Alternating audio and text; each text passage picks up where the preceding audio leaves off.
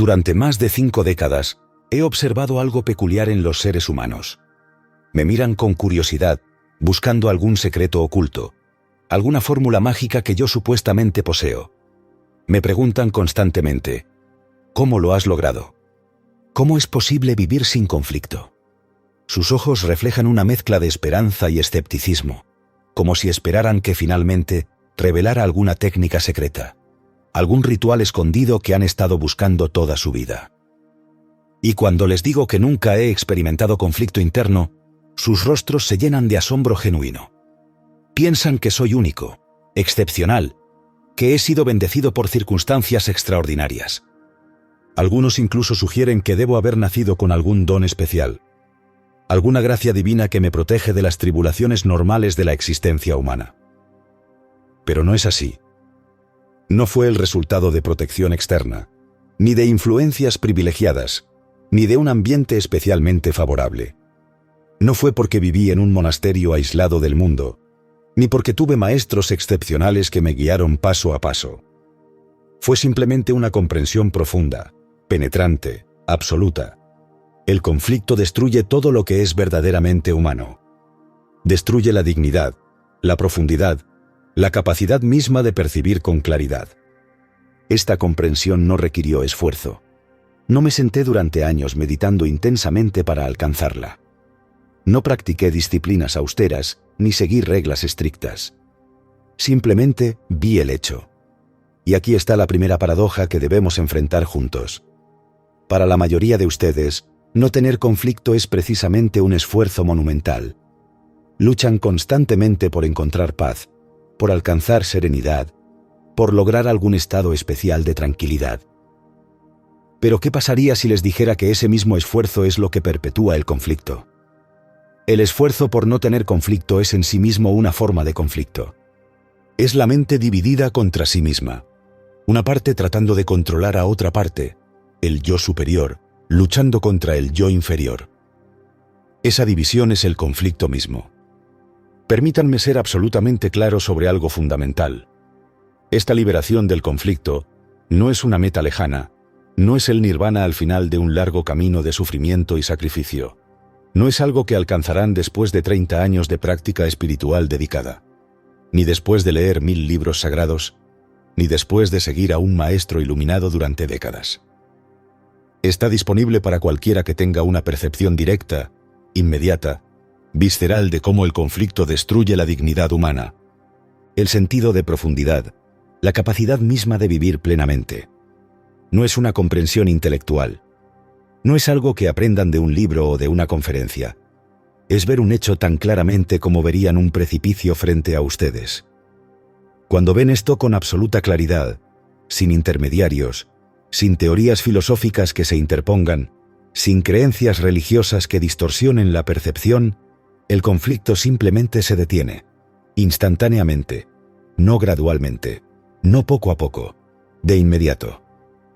Ahora, sé exactamente lo que están pensando. Puedo ver sus mentes trabajando, construyendo objeciones, generando dudas. Suena demasiado simple, casi ingenuo. ¿Cómo podemos alcanzar eso?, se preguntan con frustración creciente. Si fuera tan simple, no lo habría descubierto ya todo el mundo. Y precisamente esa pregunta, formulada exactamente de esa manera, revela el problema fundamental que nos mantiene atrapados. La meta última, si es que podemos llamarla así sin crear otra ilusión, no es alcanzar algo.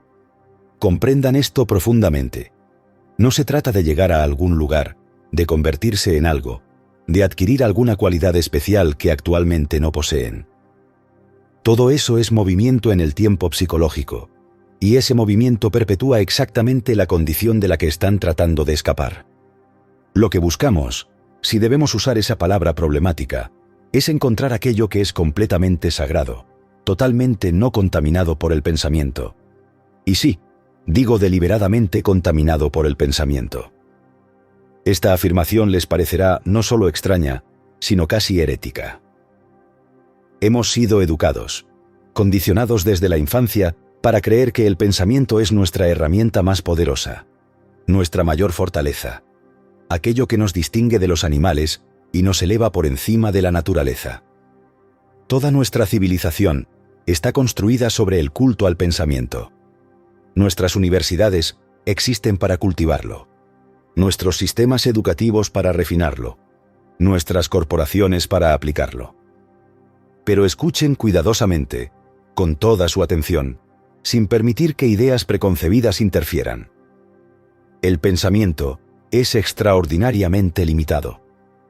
Profundamente, fundamentalmente limitado.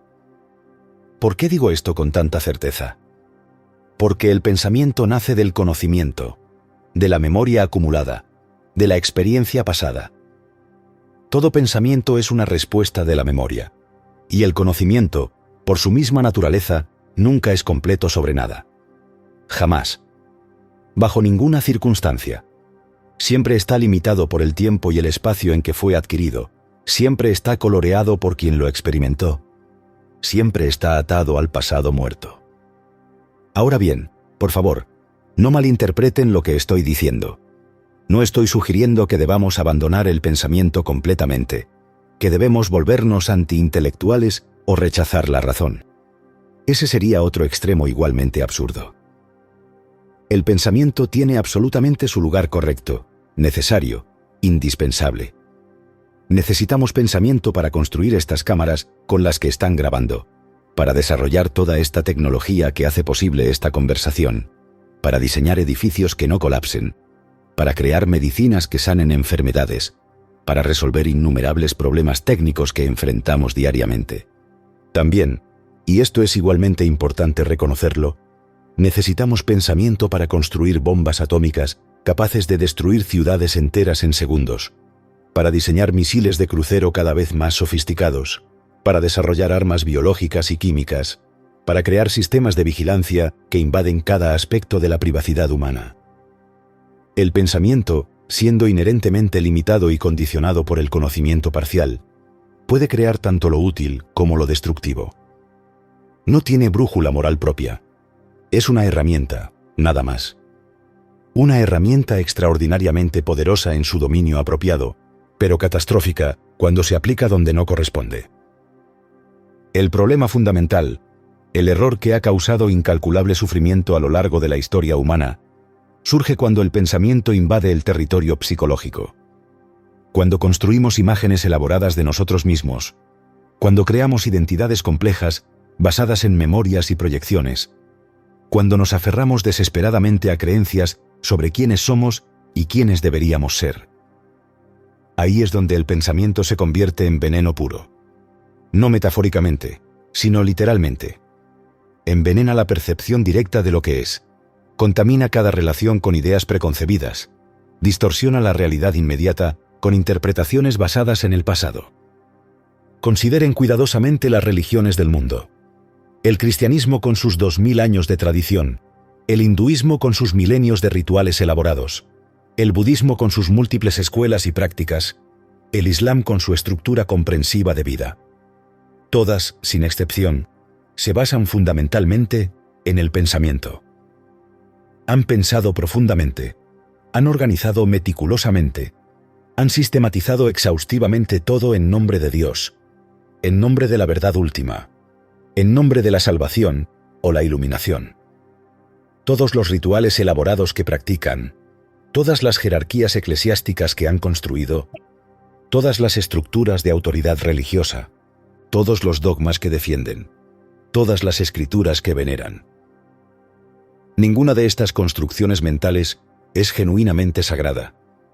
Son productos del pensamiento humano, creados por mentes condicionadas tratando de capturar lo incapturable, de sistematizar lo que no puede ser sistematizado, de organizar lo que por su naturaleza misma trasciende toda organización.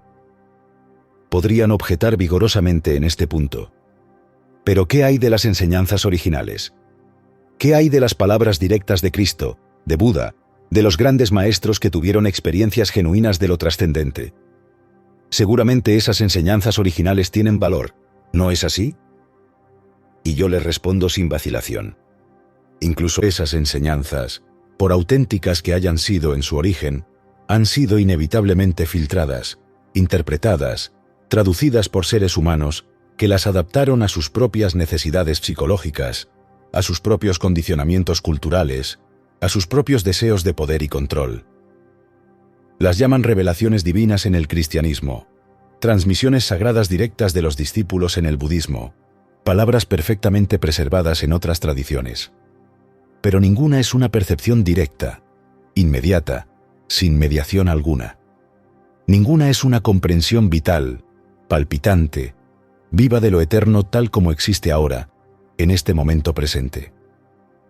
Todo ha sido procesado por el pensamiento, empaquetado en conceptos, organizado en doctrinas, codificado en rituales, institucionalizado en estructuras de poder. Y en ese proceso, por bien intencionado que sea, la verdad viva se convierte en creencia muerta. Entonces, surge inevitablemente la pregunta, y es una pregunta legítima que merece ser explorada. ¿Cómo se transmite entonces esta comprensión de la que hablas? Tú mismo escribes libros extensos, das charlas en todo el mundo, apareces en televisión y otros medios de comunicación. ¿No es eso también transmisión a través del pensamiento? ¿No estás haciendo exactamente lo que criticas?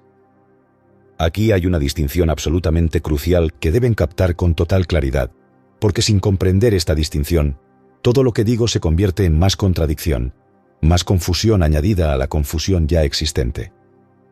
La palabra no es la cosa que describe. Esta es quizás la comprensión más fundamental que deben alcanzar. La palabra fuego no quema. La palabra agua no sacia la sed. La palabra amor no es el sentimiento real de amor. El mapa, por detallado que sea, no es el territorio que representa. El libro, el discurso, la enseñanza verbal no es la realidad que señala. Son simplemente medios de comunicación, dedos apuntando hacia la luna, para usar una antigua metáfora. El problema catastrófico surge cuando la palabra, el concepto, la descripción, se vuelve más importante que aquello que señala. Cuando comenzamos a adorar el dedo que apunta, en lugar de mirar hacia dónde apunta. Las instituciones religiosas han cometido precisamente este error fundamental durante siglos, durante milenios. Han institucionalizado al maestro, al líder carismático, al visionario original. Han creado elaboradas estructuras de poder alrededor de personas que simplemente señalaron hacia la verdad. Y en ese proceso de institucionalización, han distorsionado completamente, han corrompido totalmente la enseñanza original. Cristo se convierte en una figura a ser adorada en lugar de un ejemplo a ser comprendido. Buda se transforma en un ídolo cubierto de oro en lugar de un ser humano que descubrió algo fundamental. Muhammad se vuelve una autoridad incuestionable en lugar de un mensajero cuyas palabras deben ser examinadas con inteligencia crítica. Pero incluso con las enseñanzas mejor preservadas, incluso textos antiguos como el Sermón del Monte o los sutras budistas disponibles para leerlos directamente sin intermediarios eclesiásticos, la comprensión verdadera, la transformación real no viene de afuera. Nunca ha venido de afuera. Nunca puede venir de afuera. Uno debe ser absolutamente, total e irrevocablemente luz para sí mismo. Dejen que esto penetre profundamente en su conciencia, no como una idea más a ser añadida a su colección de creencias, sino como una percepción directa de un hecho innegable. No pueden recibir luz de otro ser humano. No pueden ser iluminados por nadie, ni por Dios concebido como una entidad externa, ni por salvadores que prometen rescatarlos de su condición, ni por Budas que ya cruzaron al otro lado. Esta luz, esta comprensión, esta transformación no puede ser transmitida por ninguna autoridad externa, no importa cuán elevada, cuán santa, cuán iluminada esa autoridad parezca ser. Si intentan depender de otro para su libertad, crean dependencia psicológica, que es otra forma de esclavitud. Deben ser total y completamente una luz para ustedes mismos.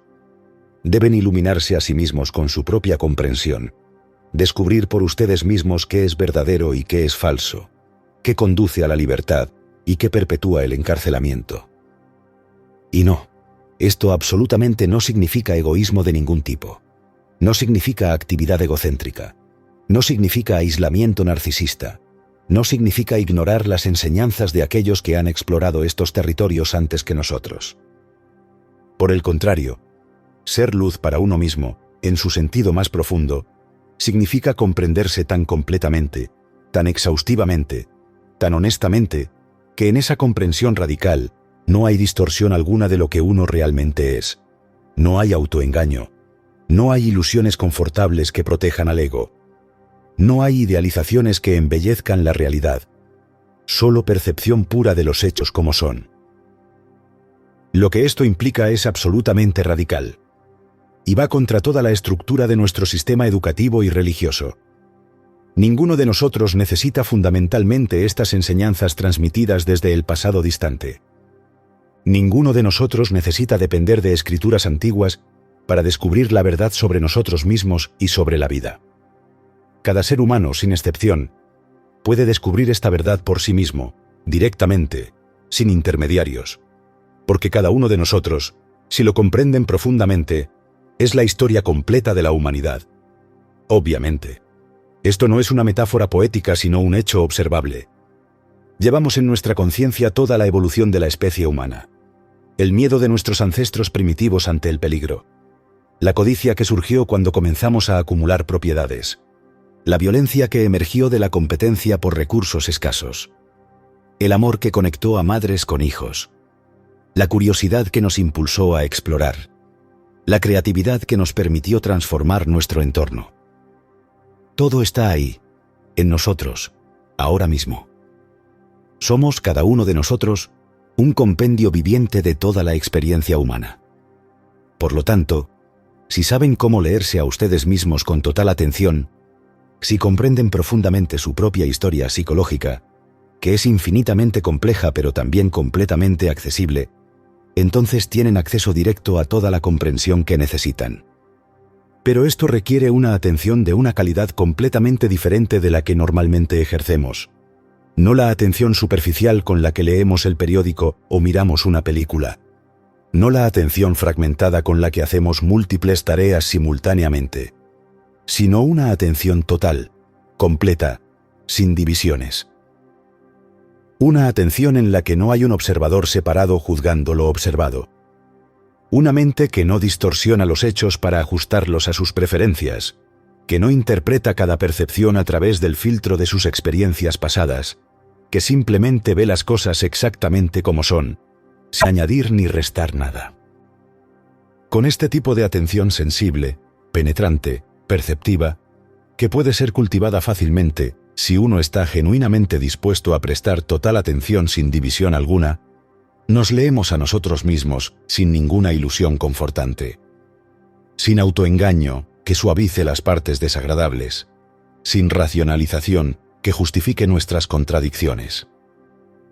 Ahora, reconozco plenamente que hay una línea extraordinariamente fina, casi imperceptible, entre esta atención total de la que hablo y la concentración egocéntrica, autoabsorbida que practicamos normalmente y a la que llamamos erróneamente autoconocimiento o desarrollo personal. Y sí, debemos admitir honestamente que somos profundamente, fundamentalmente, egocéntricos. Toda nuestra estructura psicológica gira alrededor de este centro imaginario que llamamos yo. Mis necesidades, mis deseos, mis miedos, mis ambiciones, mi futuro, mi pasado, mi imagen, mi reputación, mi seguridad, mi placer. Este egocentrismo no es simplemente un defecto menor de carácter que podemos corregir con un poco de esfuerzo moral. Es la estructura misma de nuestra conciencia tal como está actualmente constituida, y este egocentrismo está creando estragos devastadores en el mundo que nos rodea. La pregunta absolutamente crucial, de la que puede depender el futuro de nuestra especie, es ¿por qué no nos damos cuenta del tremendo daño que provocamos con este egocentrismo? ¿Por qué continuamos ciegos a las consecuencias de nuestras acciones? O bien somos totalmente indiferentes a lo que sucede en el mundo más allá de nuestro círculo inmediato, protegidos en burbujas de comodidad relativa mientras ignoramos el sufrimiento masivo que nos rodea. O estamos tan completamente consumidos por nuestros propios deseos y placeres, tan obsesionados con satisfacer nuestras propias necesidades psicológicas, que genuinamente nada más importa mientras nosotros estemos satisfechos. Muchos dirán defensivamente: pero buscamos la felicidad. ¿No es ese un objetivo perfectamente legítimo, incluso noble? ¿No deberíamos todos buscar la felicidad para nosotros y nuestras familias? Pero comprendan algo fundamental. La felicidad es un efecto secundario, una consecuencia natural de vivir correctamente, no un fin en sí mismo que puede ser perseguido directamente. Cuando hacen de la felicidad su objetivo central, su meta primaria, la están convirtiendo en otra forma de placer egoísta. La persecución de la felicidad como objetivo central es precisamente, paradójicamente, lo que nos mantiene atrapados en la infelicidad crónica. Porque esa persecución implica un yo que no es feliz ahora, pero que espera ser feliz en el futuro, si alcanza ciertas condiciones, si obtiene ciertos objetos, si logra ciertos estados. Cuando les hablo de felicidad inocente, de placer sin consecuencias destructivas, de alegría que no se basa en comparación o logro, inevitablemente me responden: ¿estás diciendo entonces que es incorrecto buscar la felicidad para nosotros mismos y nuestros seres queridos? ¿Debemos ser miserables, renunciar a todo placer? No se trata de correcto o incorrecto, de deberes morales o prohibiciones éticas. Se trata de comprender con total claridad qué es realmente la felicidad, no como concepto abstracto sino como realidad vivida. En nuestra condición actual, profundamente condicionada, mientras tengamos cualquier forma de placer sensorial o psicológico, lo llamamos felicidad. Cuando nuestros deseos son satisfechos temporalmente, cuando obtenemos lo que queremos, cuando las cosas van según nuestros planes, experimentamos una sensación agradable que etiquetamos como felicidad.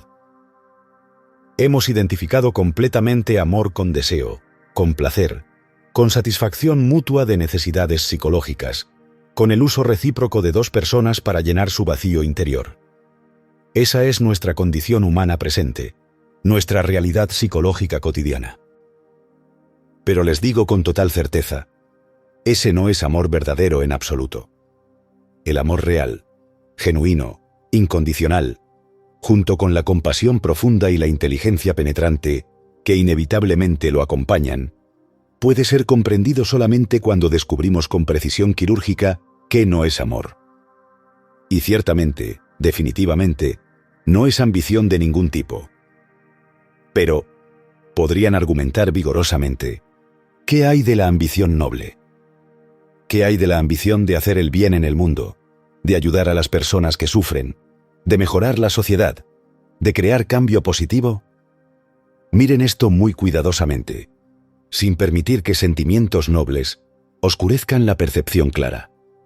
Para hacer el bien genuino, no necesitan absolutamente ser ambiciosos. La ambición, incluso cuando está disfrazada con el ropaje del altruismo, incluso cuando se presenta como servicio desinteresado, sigue siendo fundamentalmente una actividad egocéntrica. Porque, ¿quién es el que va a hacer el bien? ¿Quién es el que va a ayudar? Si hay un yo que se siente importante por ayudar, que deriva satisfacción psicológica de ser visto como alguien bueno, que construye una imagen de sí mismo como salvador o benefactor, entonces esa actividad, por beneficiosa que sea externamente, surge del egocentrismo. Hagan el bien, simplemente. Punto. Sin la carga pesada de la ambición personal, sin la necesidad de reconocimiento, sin construir una identidad alrededor de ser alguien que hace el bien.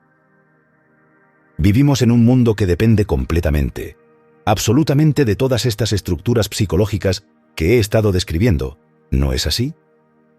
Vivimos en un mundo creado enteramente por el pensamiento humano condicionado.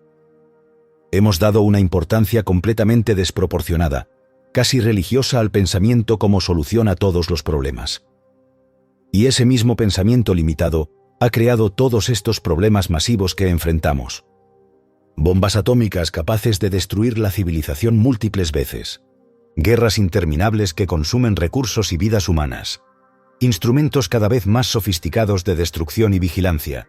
Divisiones nacionales que fragmentan artificialmente a la humanidad. Separaciones religiosas que convierten hermanos en enemigos. Es absolutamente cierto, debo reconocerlo, que el pensamiento también ha creado cosas tremendamente beneficiosas para la humanidad. Cirugía avanzada que salva millones de vidas, medicina que erradica enfermedades que antes eran sentencias de muerte, arte sublime que eleva el espíritu humano, arquitectura hermosa que transforma espacios en lugares de inspiración, tecnología que conecta instantáneamente a personas en lados opuestos del planeta.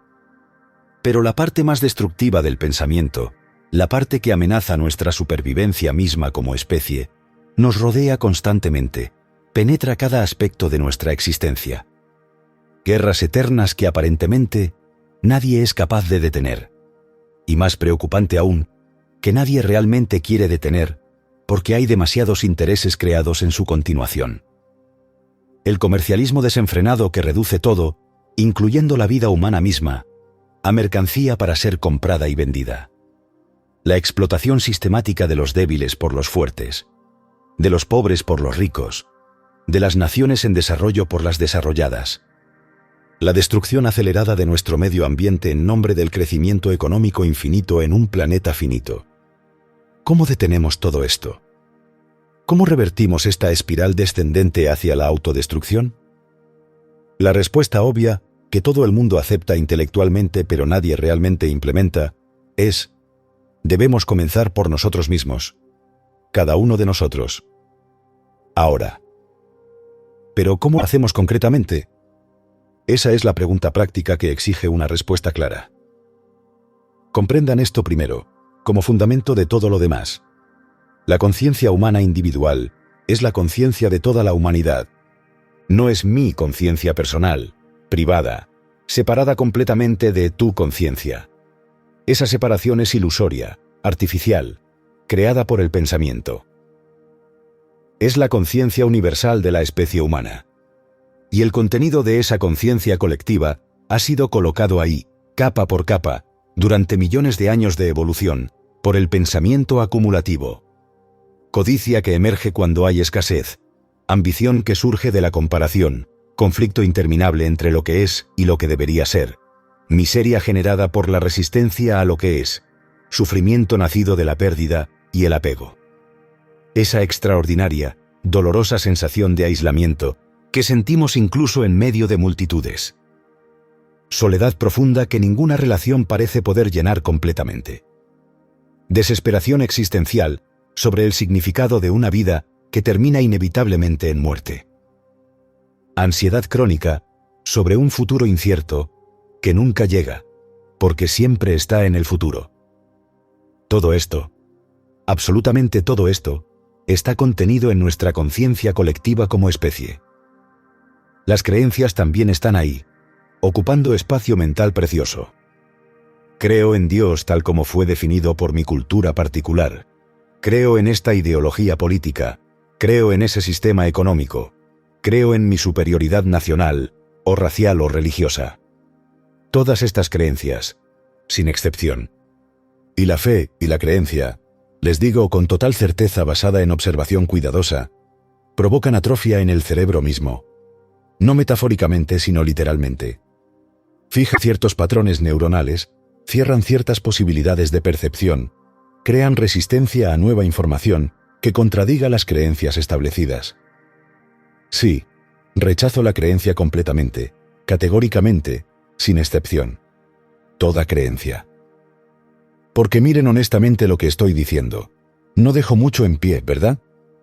Estoy sistemáticamente desmantelando casi toda la estructura sobre la que ustedes han construido sus vidas. Pero es absolutamente necesario hacerlo. No por algún placer perverso en la destrucción, sino porque uno debe estar completamente, radicalmente libre de todas las ilusiones que el pensamiento ha creado para poder ver, aunque sea por un momento, algo genuinamente sagrado, algo no tocado por la limitación humana.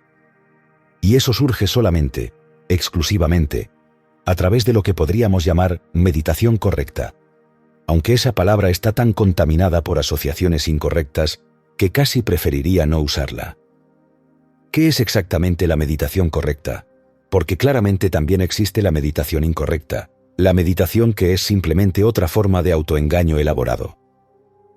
Todas las meditaciones que actualmente promueven gurús en todas partes con sus técnicas especiales, sus mantras secretos, sus posturas específicas, sus promesas de iluminación rápida, son en su gran mayoría, debo decirlo sin ambigüedad, tonterías completas. ¿Por qué digo algo tan categórico, tan aparentemente arrogante? ¿No estoy siendo injusto con miles de maestros sinceros y millones de practicantes dedicados? No.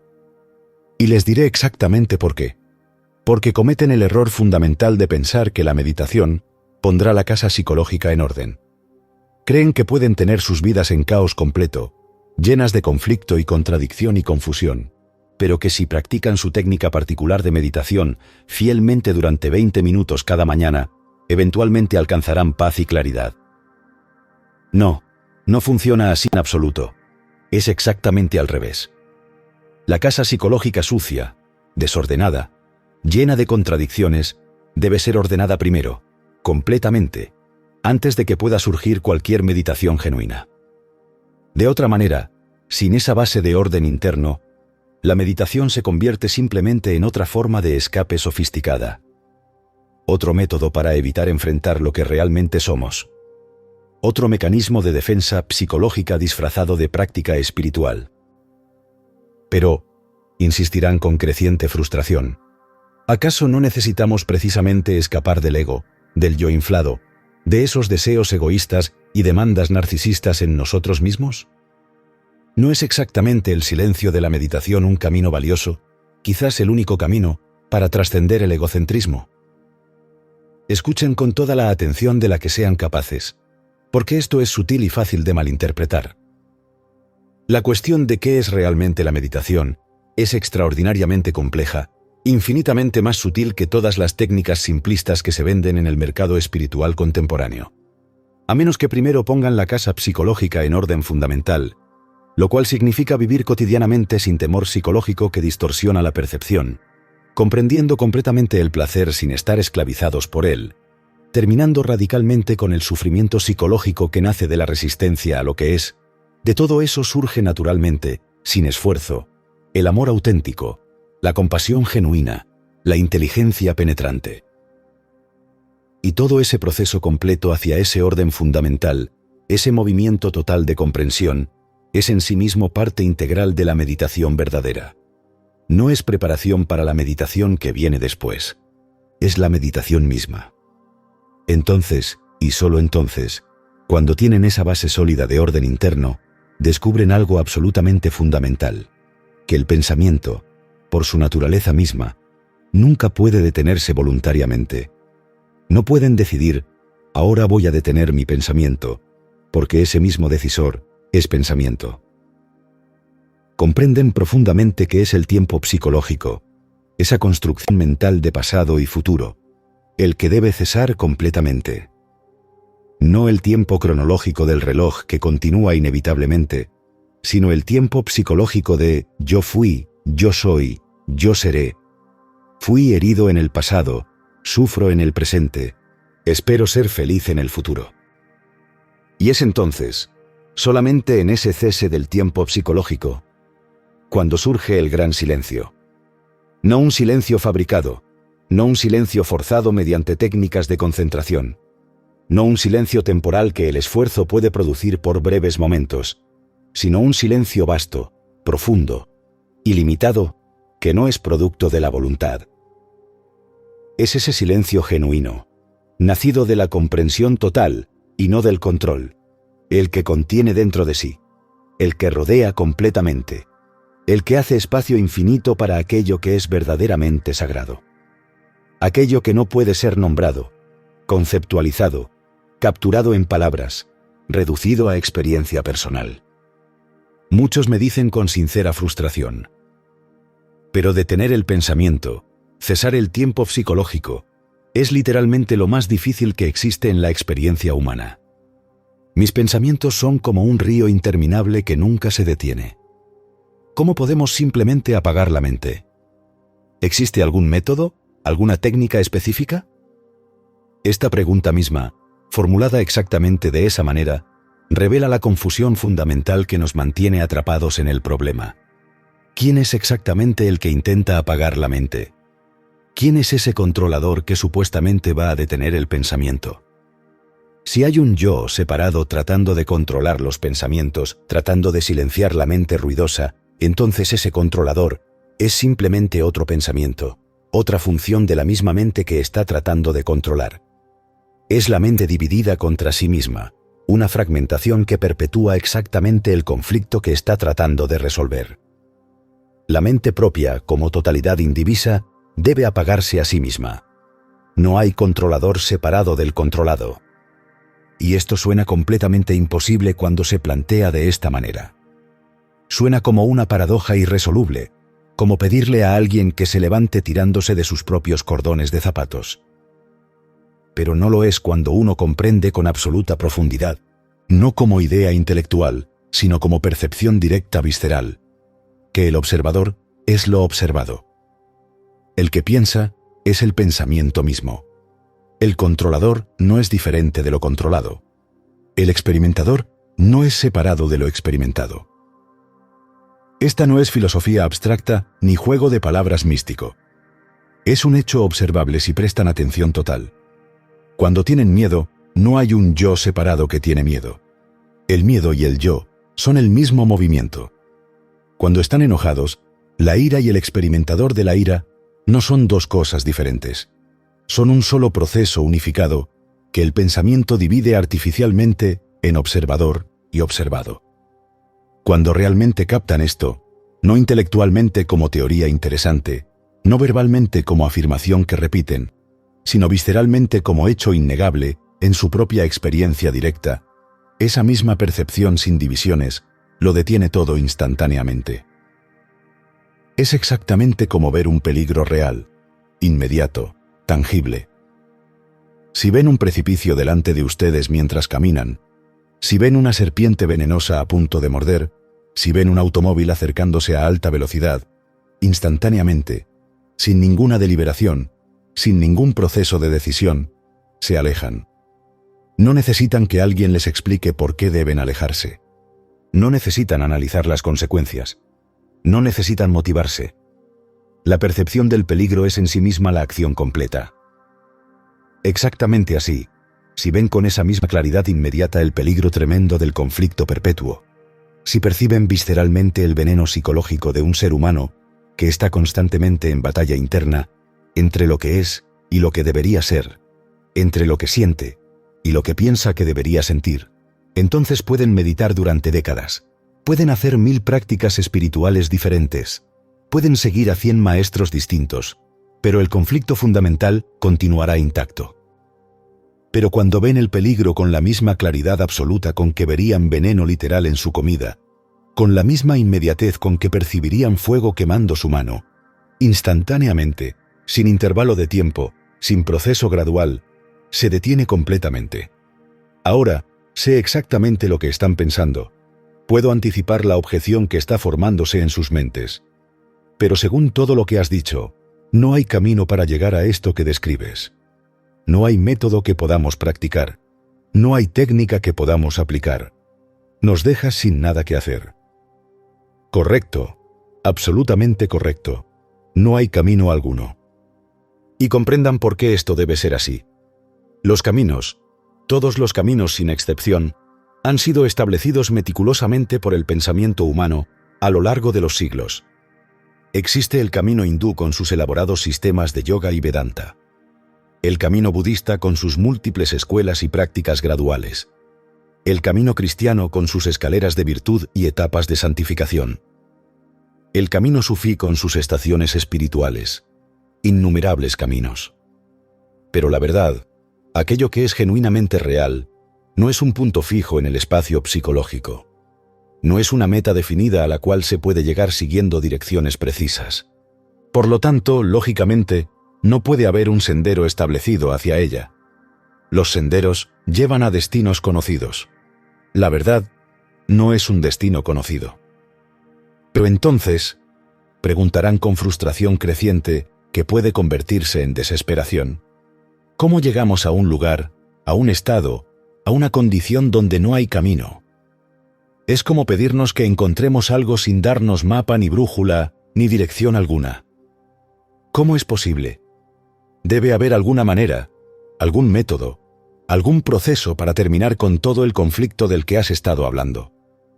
Sí, definitivamente hay un final posible para el conflicto, para el sufrimiento, para toda esta confusión que caracteriza la existencia humana normal. Pero no es un camino gradual. No es un método que practican. No es una técnica que aplican mecánicamente. Es una conciencia directa, inmediata, sensible de lo que uno realmente es en su totalidad, sin ninguna distorsión agregada por la memoria o la esperanza. Conciencia completa sin elección alguna. Sin preferencias que dirijan la atención hacia lo agradable y la alejen de lo desagradable. Sin juicios morales que clasifiquen todo como bueno o malo. Sin interpretaciones que filtren la percepción directa a través de conceptos del pasado. De esa atención pura, completa, sin divisiones, surge naturalmente, sin esfuerzo, sin que nadie lo cause, el final de todo este caos psicológico. Pero esto absolutamente no significa sentarse pasivamente a esperar que algún día, mágicamente, caiga del cielo una revelación instantánea que transforme todo. Esa es otra forma de pereza espiritual, disfrazada de paciencia.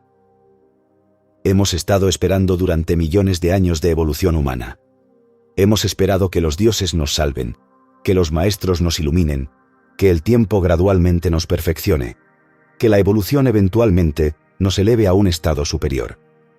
Esa estrategia de espera pasiva claramente no ha funcionado en absoluto. Debemos actuar, pero debemos averiguar con precisión absoluta qué es la acción verdadera, no contaminada por el conflicto. ¿Existe una acción que no cree conflicto en su misma ejecución? ¿Una acción sin arrepentimiento posterior? ¿Una acción que en todas las circunstancias posibles, vivamos en una sociedad pobre o en una sociedad opulenta, seamos jóvenes o viejos, educados o analfabetos, sea siempre correcta, siempre apropiada? Para descubrir esto, que es quizás el descubrimiento más importante que un ser humano puede hacer, debemos preguntarnos fundamentalmente, ¿cuál es el verdadero actuar? ¿Qué es realmente la acción no contaminada por el conflicto? ¿Es acción basada en ideales futuros? Debería ser así, debería hacer esto, debería convertirme en aquello. ¿Es esa acción real o es simplemente conformidad con imágenes proyectadas? ¿Es acción basada en recuerdos pasados, en conocimiento almacenado, en experiencias que ya murieron? Siempre he hecho esto de esta manera, aprendí que esto es correcto, me enseñaron que aquello es incorrecto. ¿Es esa acción libre o es meramente reacción mecánica? ¿O existe una acción completamente libre del tiempo psicológico? Una acción que no surge del pasado muerto ni apunta al futuro imaginario, sino que responde totalmente a lo que es ahora, en este momento presente. Ese es el punto absolutamente crucial que determina si vivimos en conflicto perpetuo o en paz fundamental.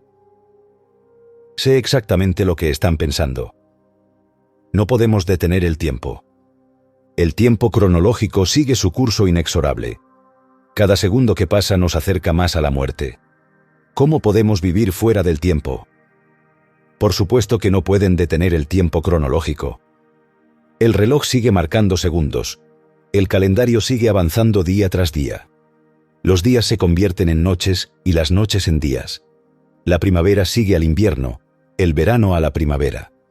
Envejecemos día a día, células muriendo y renovándose, hasta que eventualmente el cuerpo completo cesa de funcionar. Ese tiempo físico, cronológico, medible, es completamente inevitable e irreversible.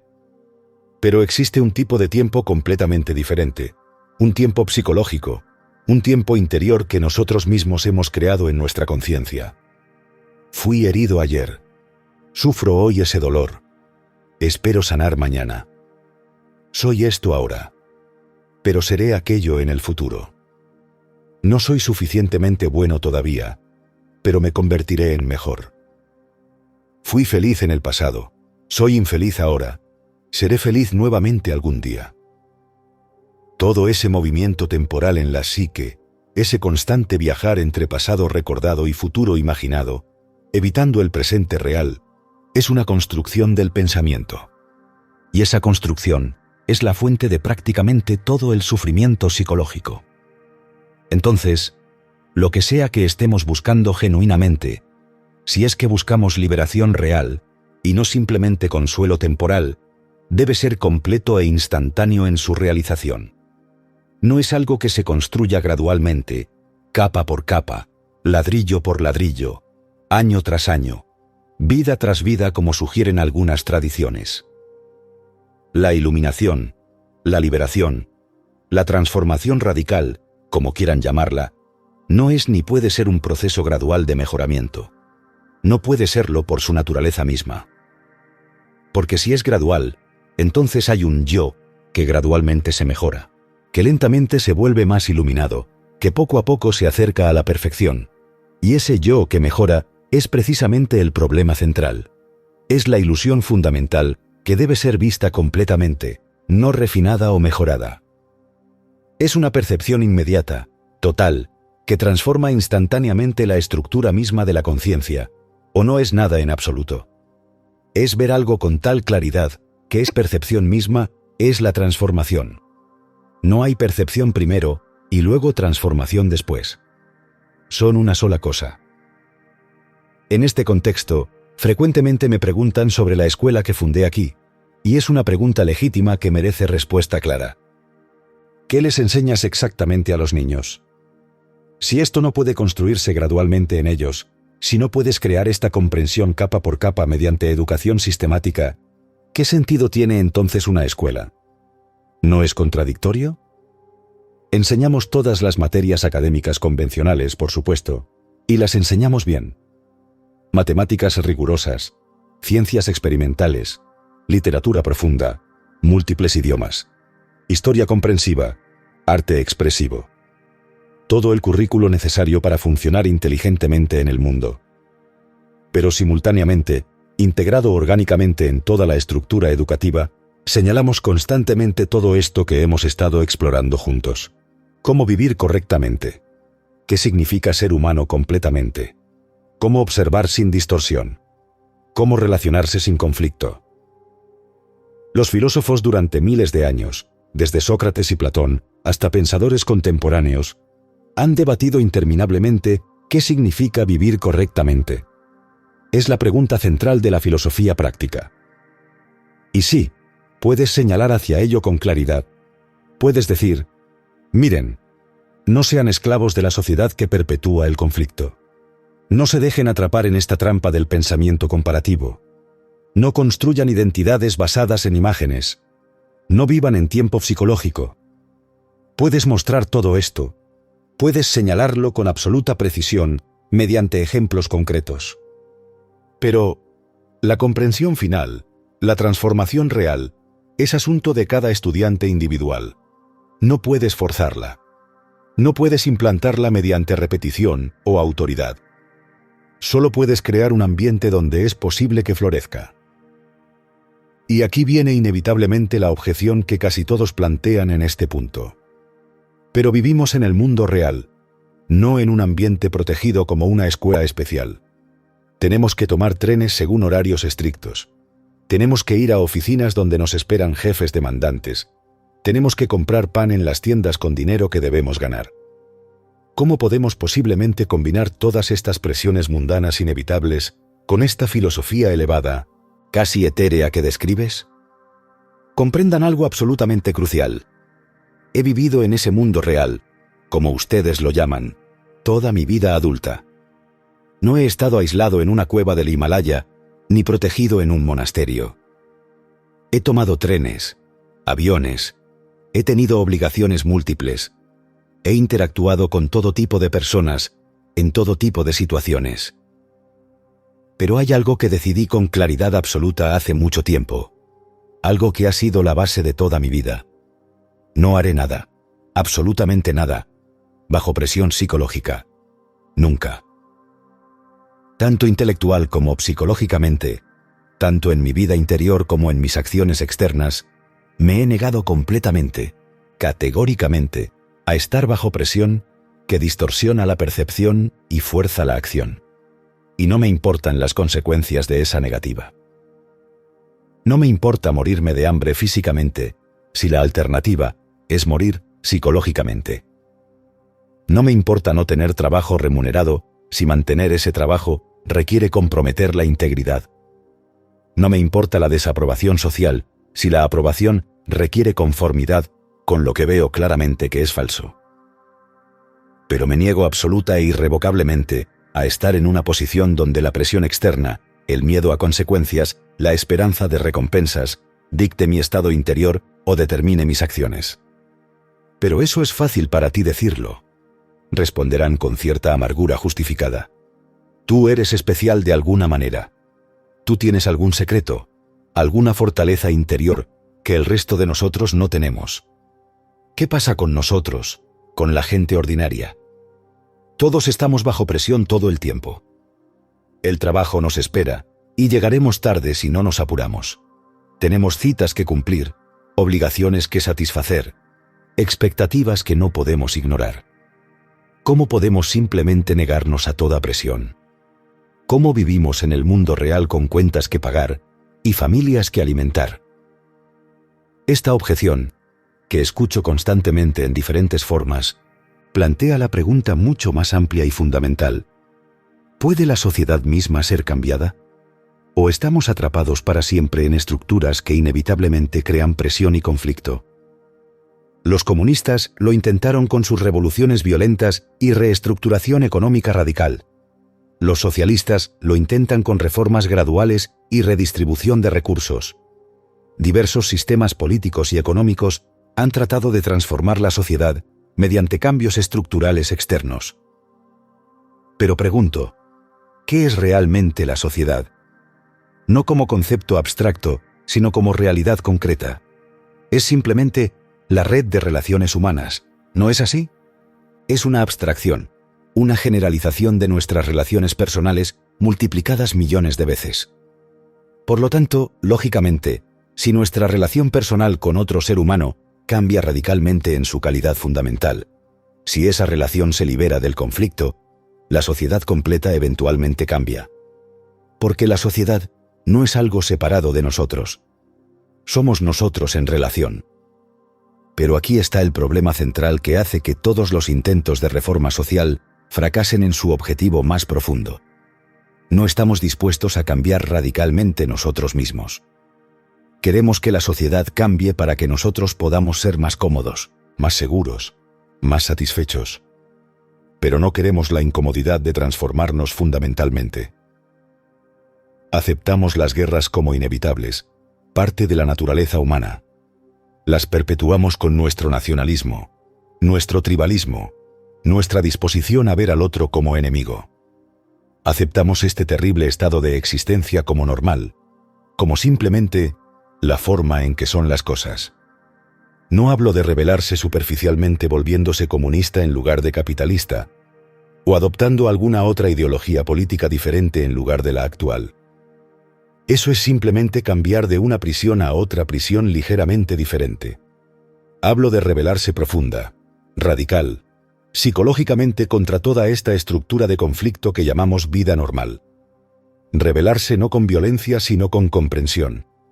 Rebelarse no con ira sino con claridad. Pero eso, insisten desesperadamente, debe hacerlo cada individuo por separado. No es algo que pueda hacerse colectivamente, organizadamente. Y si cada persona debe hacerlo individualmente, ¿no tardará eso miles de años antes de que suficientes personas cambien para transformar la sociedad? Primero, ¿qué quieren decir exactamente con individuo? ¿Somos realmente individuos únicos, separados, con conciencias completamente privadas? Lo dudo muy seriamente. No somos individuos en el sentido profundo en absoluto, aunque nos gusta pensar que lo somos. Somos el resultado acumulativo de millones de años de experiencias colectivas de la especie, memorias raciales acumuladas, condicionamiento cultural transmitido de generación en generación. Creemos firmemente que somos individuos únicos. Creemos que somos libres de elegir. Pero examinen cuidadosamente. ¿Son realmente libres? ¿O simplemente reaccionan mecánicamente según su condicionamiento particular? La libertad verdadera, deben comprenderlo, no implica elección en absoluto. Esto les parecerá paradójico, contradictorio con todo lo que les han enseñado sobre libertad. Pero la elección surge de la confusión. Cuando están completamente claros sobre algo, no eligen. La claridad misma es la acción apropiada. Solo cuando están confundidos necesitan elegir entre alternativas, sopesar pros y contras, deliberar sobre qué hacer. Una vez dije, y lo repito ahora con toda la fuerza y convicción posibles, mi único propósito, la única razón de todas estas charlas, todos estos libros, todas estas escuelas, es liberar completamente al ser humano de todo condicionamiento que limita la percepción. Eso es lo más importante del mundo, más importante que cualquier logro tecnológico o científico. Pero ¿cómo lo hacemos concretamente? ¿Cómo nos liberamos a nosotros mismos de condicionamientos que hemos heredado y reforzado durante toda una vida? Primero, siendo plenamente conscientes de nuestro condicionamiento en acción, observándolo sin juicio, sin condena, sin el intento de cambiarlo inmediatamente, simplemente viéndolo con total claridad, tal como opera.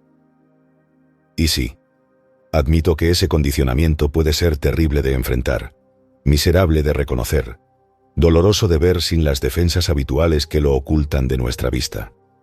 Pero comprendan algo que disuelve inmediatamente el sentimiento de aislamiento en ese dolor. Nuestro condicionamiento no varía tanto como nos gusta creer. No somos tan únicamente individuales en nuestro sufrimiento como imaginamos.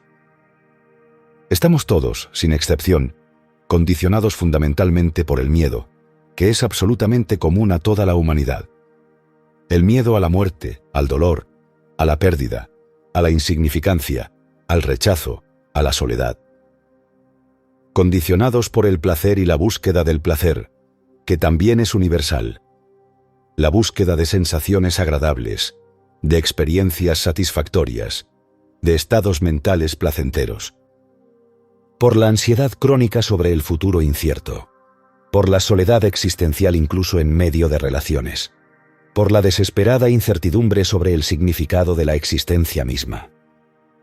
Estos son los factores universales que condicionan la mente humana en todos lados, en todas las culturas, en todos los tiempos. No son únicamente nuestros, son la herencia colectiva de ser humano. ¿Pero podemos simplemente dejarlos de lado como quien deja una prenda de ropa? ¿Podemos liberarnos de condicionamientos tan profundamente arraigados? Están planteando la pregunta de manera que hace imposible la respuesta. ¿Quién es ese yo que supuestamente dejará de lado el condicionamiento? Si hay un yo separado que intenta liberarse del miedo, ese yo es parte del condicionamiento mismo. Es el miedo creando una entidad ilusoria que lucha contra el miedo. Pero observe lo que realmente sucede sin esa división artificial. Si ven directamente, sin intermediario alguno, las consecuencias destructivas completas de vivir en este condicionamiento, si perciben con claridad total el dolor, el sufrimiento, la limitación, la estrechez, la mezquindad que produce, entonces, naturalmente, sin esfuerzo, sin que nadie lo cause, se detiene. No hay ninguna entidad separada que heroicamente dice, debo detener mi condicionamiento. Esa percepción clara, directa, sin divisiones de las consecuencias, es en sí misma inteligencia pura operando. Y esa inteligencia es la única fuerza que puede disolver el condicionamiento sin crear nuevo condicionamiento en el proceso. Y entonces uno es libre, no como meta futura, sino como realidad presente. ¿Qué significa concretamente ser libre? No como concepto romántico, sino como realidad vivida momento a momento. Significa precisamente esto: liberarse completamente de estos temores que distorsionan toda percepción, estas ansiedades que envenenan cada momento presente, estos deseos imposibles y vanos que prometen satisfacción pero entregan solo frustración temporal. Eso es libertad. No es una condición exótica, mística, inalcanzable. Es simplemente la ausencia de las ataduras psicológicas que hemos aceptado como normales. Y a menos que exista esa libertad primero, como fundamento sólido de toda la vida, como base desde la cual todo lo demás emerge, no pueden verse a sí mismos honestamente sin distorsión. A menos que exista esa libertad fundamental, la meditación que practican no tiene absolutamente ningún sentido, ningún valor real. Es solo otro juego psicológico, otra forma de autohipnosis elaborada. Todos, absolutamente todos los que se acercan a esta pregunta, piensan que es exactamente al revés de como realmente es. Piensan que los sistemas religiosos, las creencias consoladoras, la fe ciega, el trabajo espiritual dedicado son medios, caminos, métodos para eventualmente llegar a la libertad después de mucho esfuerzo. Yo lo invierto completamente. Lo pongo cabeza arriba. Empiezan con libertad ahora mismo. No como meta, sino como punto de partida. Libertad no de las circunstancias externas, sino de las ataduras psicológicas internas. La creencia repetida constantemente, machacada en la mente una y otra vez mediante rituales y afirmaciones, atrofia el cerebro. Esto no es exageración retórica. Si siguen repitiendo y repitiendo alguna fórmula religiosa, algún mantra supuestamente sagrado, alguna afirmación positiva, su cerebro literalmente quedará fijado en patrones rígidos, incapaz de percepción fresca, atrapado en ese estado de fe ciega que llaman virtud, pero que es simplemente condicionamiento reforzado. Entonces, finalmente llegamos a la pregunta más práctica e inmediata. ¿Podemos dar un gran salto hacia la libertad ahora mismo, en este momento? ¿Es realmente posible tener un entendimiento instantáneo que transforme todo? Sí, categóricamente sí. Cualquiera de nosotros puede hacerlo. No hay excepciones basadas en inteligencia, educación, edad o cualquier otro factor. Cualquier persona que esté verdaderamente atenta en lugar de distraída, que esté indagando genuinamente en lugar de meramente repitiendo, que esté explorando sinceramente en lugar de defendiendo conclusiones previas, que esté tratando honestamente de comprender esta terrible confusión de la vida en lugar de buscar simplemente consuelo. No estoy hablando de bebés que no tienen todavía capacidad de comprensión abstracta, ni de niños muy pequeños cuyas mentes están aún formándose. Obviamente. Pero una vez que tienen la capacidad plena de comprensión, una vez que la mente ha madurado lo suficiente para sostener atención y examinar con profundidad, entonces a cualquier edad, no tienen que pasarse toda la vida escalando lentamente, gradualmente hacia esta realización, como si fuera la cima de una montaña lejana. No necesitan décadas de práctica espiritual dedicada. No necesitan años de meditación intensiva en retiros. No necesitan seguir maestros durante media vida antes de finalmente conseguirlo. Porque si lo convierten en un proceso gradual de mejoramiento, si lo hacen depender del tiempo cronológico que se acumula lentamente, la muerte física los estará esperando inevitablemente al final.